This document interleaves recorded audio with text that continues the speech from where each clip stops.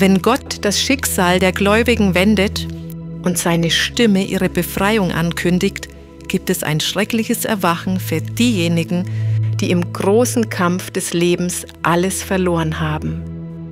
Während der Gnadenzeit, als sie noch hätten umkehren können, haben Satans Lügen sie blind gemacht und sie haben ihr sündiges Leben verteidigt.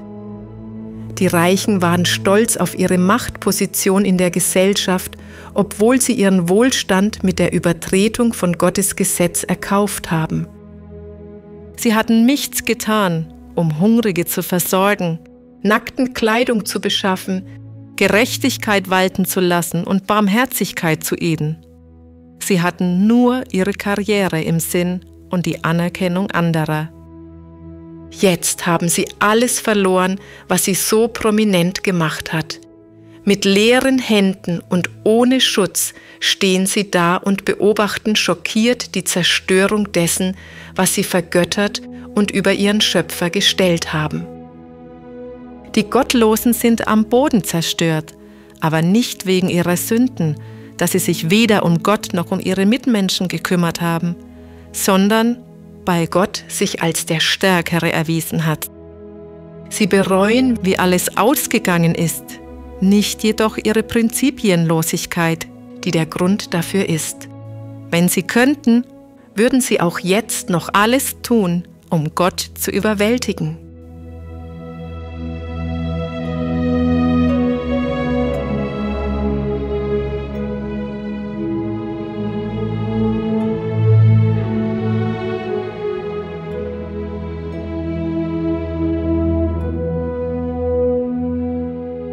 Die geistlichen Hirten, denen menschlicher Beifall wichtiger war als die Wahrheit, erkennen nun, wohin ihre falschen Lehren letztlich führen. Es ist unübersehbar, dass Gottes allwissendes Auge sie die ganze Zeit im Blick hatte. Jede Gefühlsregung, jede geschriebene Zeile, jedes geäußerte Wort, jede Handlung und was immer anderen eine falsche Sicherheit vorgegaukelt hat, war ein ausgestreutes Samenkorn. Jetzt ist die Ernte da.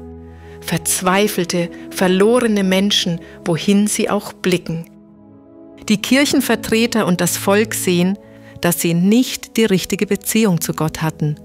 Ihnen wird bewusst, dass sie gegen den Verfasser aller gerechten Ordnungen rebelliert haben. Dass sie Gottes Gebote fallen gelassen haben, öffnete dem Bösen 1000 Türen.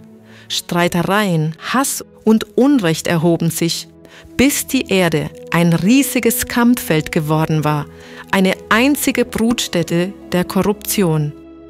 Das ist die Szene, die sich allen darbietet, die die Wahrheit verworfen und sich für den Irrtum entschieden haben.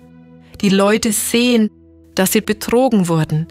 Sie geben sich gegenseitig die Schuld für ihren Untergang, doch die bittersten Vorwürfe machen alle den geistlichen Führern.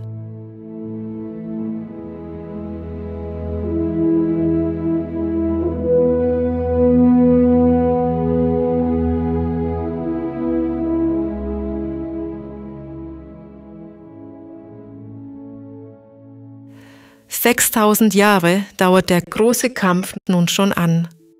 Gottes Sohn und seine Himmelsboten haben sich der Macht des bösen Feindes entgegengestellt, um Menschen zu warnen, zu erleuchten und zu retten. Jetzt hat sich jeder entschieden. Wenn Christus wiederkommt, werden alle bösen Menschen auf der ganzen Erde ausgelöscht, verzehrt vom Hauch seines Mundes und vernichtet vom Glanz seiner Herrlichkeit. Christus nimmt sein Volk mit sich zur Stadt Gottes und zurück bleibt ein einsamer Wüstenplanet. Die komplette Erde sieht aus wie eine einzige Wüste. Nun findet statt, was zu alttestamentlicher Zeit im letzten feierlichen Ritual des großen Versöhnungstages dargestellt wurde. In der Gegenwart von Gott, Engeln und allen Erlösten werden die Sünden von Gottes Kindern auf Satan gelegt. Das heißt, er wird zum Schuldigen für alles Böse erklärt, zu dem er sie verleitet hat. Und wie der Ziegenbock in ein unbewohntes Land fortgeschickt wurde, wird Satan auf die menschenleere Erde verbannt, eine öde, trostlose Wüste.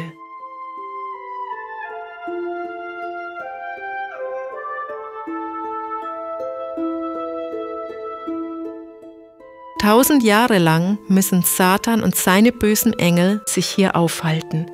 Er hat nicht länger Zugang zu anderen Welten, um deren Bewohner, die nie gefallen sind, zu versuchen und zu provozieren. Das ist der Grund, warum die Offenbarung ihn gebunden nennt. Niemand ist mehr in seinem Machtbereich. Das Täuschen und Ruinieren, das über so viele Jahrhunderte seine einzige Beschäftigung und Befriedigung war, ist ihm vollständig entrissen. 1000 Jahre lang wandert Satan auf der verwüsteten Erde hin und her und sieht die Folgen seines Aufstandes gegen Gottes Gesetz. Bei Gottes Kindern löst Satans Gefangenschaft Freude und Jubel aus.